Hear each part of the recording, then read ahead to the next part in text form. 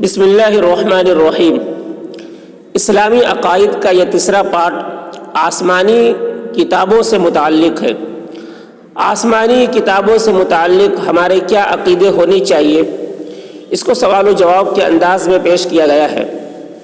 تو چلیے شروع کرتے ہیں۔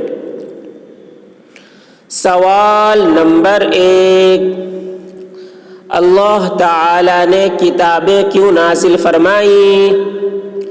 جواب، اللہ تعالیٰ نے کتابیں انسانوں کی ہدایت کے لیے نازل فرمائیں۔ سوال نمبر 2، اللہ تعالیٰ کی کتابیں کتنی ہیں؟ جواب، چھوٹی بڑی بہت ساری کتابیں ہیں۔ سوال نمبر 3، اللہ تعالیٰ کی چھوٹی اور بڑی کتابوں کو کیا کہتے ہیں؟ جواب، چھوٹی کتاب کو صحیفہ اور بڑی کتاب کو کتاب کہتے ہیں۔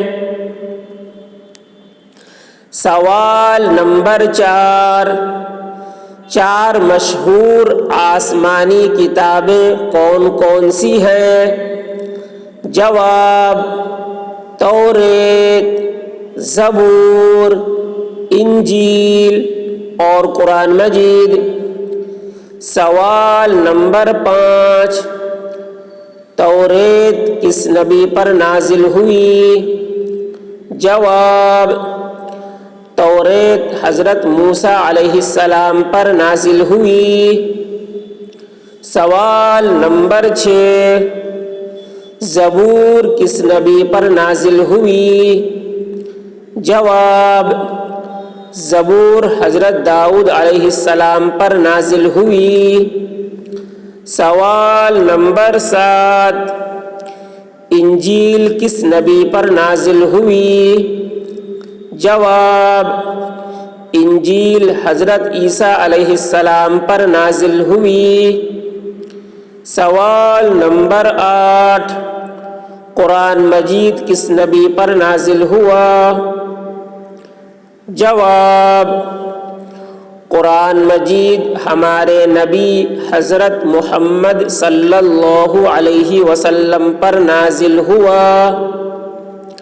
سوال نمبر 9، صحیفے کن پیغمبروں پر نازل ہوئے؟ جواب، صحیفے حضرت شیس علیہ السلام، حضرت ادریس علیہ السلام، حضرت ابراہیم علیہ السلام، حضرت موسیٰ علیہ السلام اور ان کے علاوہ دوسرے پیغمبروں پر نازل ہوئے۔ سوال نمبر 10، سب سے آخر میں کون سی کتاب نازل ہوئی؟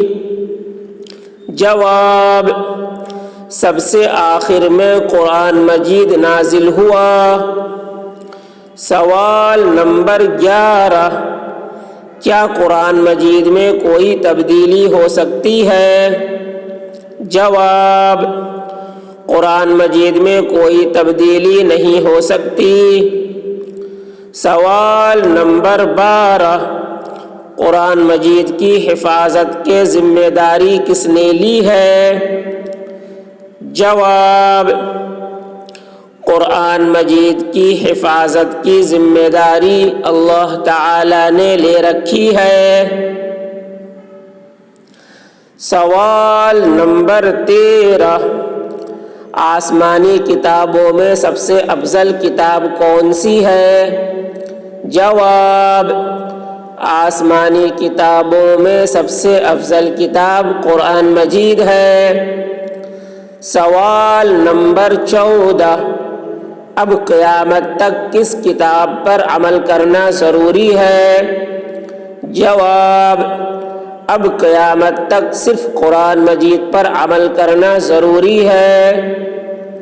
سوال نمبر 15، اللہ تعالیٰ کی کتابوں اور صحیفوں کے بارے میں کیا ایمان رکھنا چاہیے؟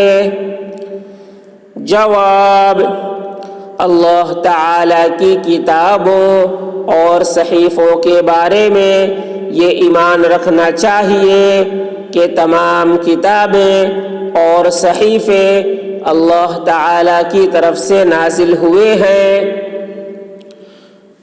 تو یہ آسمانی کتابوں سے متعلق یہ ہمارے عقیدے ہونی چاہیے۔